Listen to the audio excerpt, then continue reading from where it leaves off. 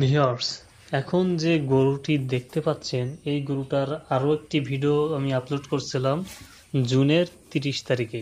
আজ জুলাইয়ের 27 তারিখ, প্রায় এক মাস। এই এক মাসের ভিতর গরুটার কতটা ডেভেলপ হয়েছে বা হয়নি সেটা কিন্তু আপনার গরুটা দেখে বুঝতে পারতেছেন।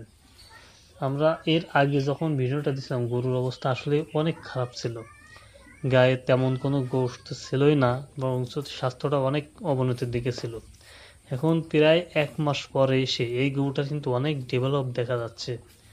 এখন এই ডেভেলপটা আসলে আপনারা বুঝতে পারতেছেন কিনা সেটা কমেন্ট করে জানাবেন।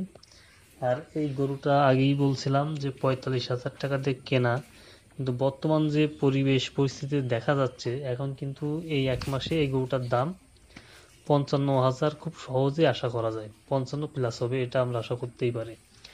তাহলে এভারেজে এখানে আপনার ওষুধ দিয়ে গরুর খাবার দিয়ে হয়তো 5,000 টাকা মতো খরচ হয়েছে এই এক মাসে। তাহলে এই একটা গরুতে কিন্তু 5,000 টাকা একটা প্রফিট দেখা যাচ্ছে। এখন প্রশ্ন হচ্ছে আমরা এখানে কি কি ওষুধ প্রয়োগ করলাম। এখানে আপনার ওষুধ দেওয়া হয়েছে ক্যাটাফস, অ্যামাইনো, ক্রিমের ওষুধ, তারপর আপনার ক্রিমের যে বুস্টার ডোজ যেটা দেওয়া হয় আপনার নাইট্রোনিক্স সেটা দেওয়া হয়েছে।